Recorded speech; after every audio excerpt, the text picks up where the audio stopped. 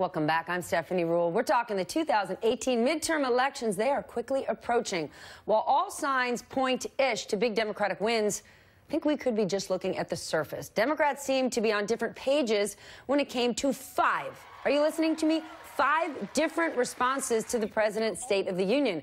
And according to 538.com, Democrats' lead on a generic ballot has only shrunk, exactly, to 6%. Jason Johnson, Ron Insana here. Jason, to you first, your party. Get your act together. I keep 5 responses? Did you just say it that way? I mean, I've gotten checks from both, but I will say this, and this is the conversation I have with my Democratic friends all the time. As a political scientist, okay, who's worked for both, I've never cared about the generic ballot. I always think it is a ridiculous measure because at the end of the day, it's driven by Democratic districts where they'll win 80-20 and Republican districts where they'll win 80-20. The more important number is this, 35. That is the number of Republicans who have decided that they're not going to run for re-election this year. That means they're going to their local food courts and the Golden Corral and they're walking through their communities and they're like, we're about to lose. So if you've got 35 Republicans who are like, I don't even want to run for re-election, including chairman, these are powerful positions who are saying, I don't want to run anymore. They know a wave is coming regardless of what the generic ballot says. Talk is cheap, money matters. Yep. It's easy for people to say they find the president reprehensible, offensive, they don't like him because he's very difficult to defend. But let's talk money. The RNC closed out the year $39 million. Democrats, $6.5 million. I think the president has $221.5 million already. Bingo, dingo, dingo. Yeah. I've not heard that expression before, but yes. Here's a gift for you. Here's a gift. Listen, my biggest issue, I think, that the Democrats, that I identify with the Democrats, no message, no messenger.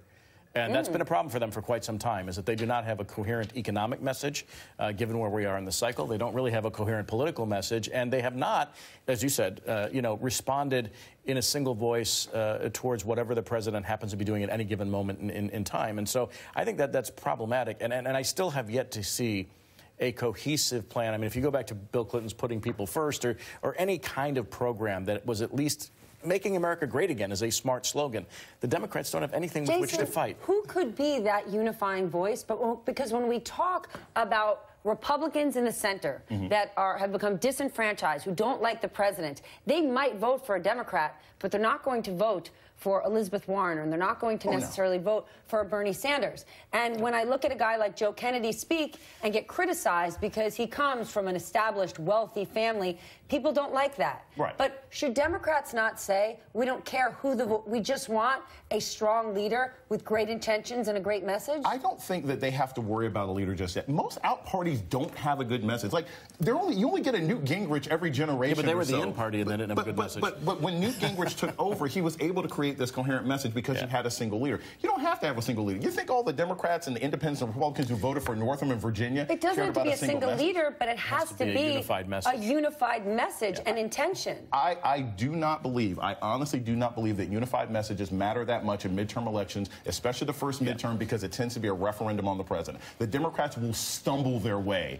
into some victories this fall. Well, we don't know if they're going to take the House, though. I don't think they're going to take the House or the Senate. I just think they're going to win enough seats that the Republicans will not be able to operate with impunity. I don't necessarily think they're going to win the House or Senate. Okay, well, this is hard on Republicans and Democrats, because I just want to go back to the shutdown for a moment.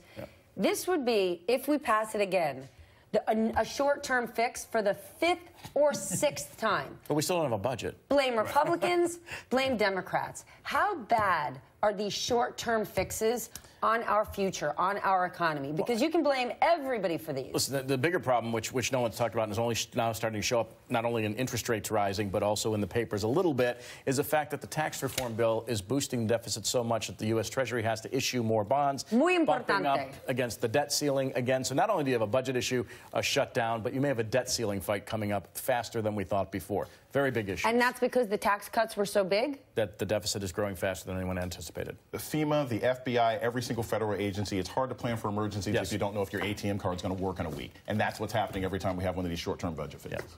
Oh, goodness gracious. All right, gentlemen, we're going to leave it there. We're going to take a break, and you know